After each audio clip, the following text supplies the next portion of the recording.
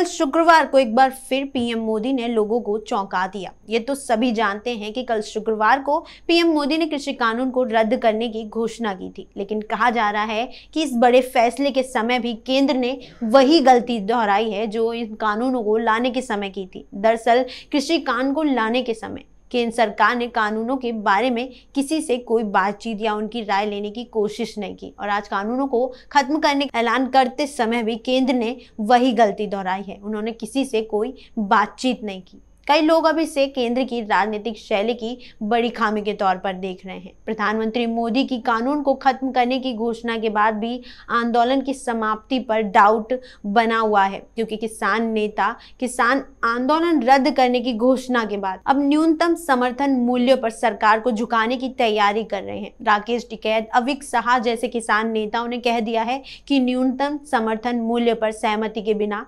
आंदोलन को खत्म करने का कोई भी निर्णय नहीं लिया जाएगा। ये एक ऐसी स्थिति बन रही है कि जिसमें कृषि कानून के समाप्त होने के बाद भी सरकार के गले की हड्डी बरकरार है, यानी कृषि कानून खत्म होने के बाद भी वो संकट टला नहीं है, जिसे टालने के लिए सरकार ने इतना बड़ा फैसला लिया था, जिसे टालने के लिए सरकार ने कृषि कानून को रद्द करने की घोषणा की थी। पर अगर सरकार बातचीत से इस मामले को हल करने की कोशिश भी करती तो कुछ कदम हम बढ़े कुछ कदम तुम बढ़ो की नीति पर चलते हुए केवल कृषि कानूनों की समाप्ति पर ही किसानों को सहमत किया जा सकता था। लेकिन सरकार ने एक तरफा कानून खत्म करने का निर्णय लेकर सौदेबाजी का ये अवसर भी हाथ से गंवा दिया। माना जा रहा है कि अचानक फैसले लेकर लोगों को चौंकाने वाली इस सोच का राजनीतिक पर नुकसान पड़ सकता है। चलिए जानते हैं कैसे अचानक फैसले लेने से सरकार को भारी नुकसान हो सकता है। जब न्यूनतम समर्थन मूल्य के मुद्दे पर सरकार दोहरे दबाव में होगी,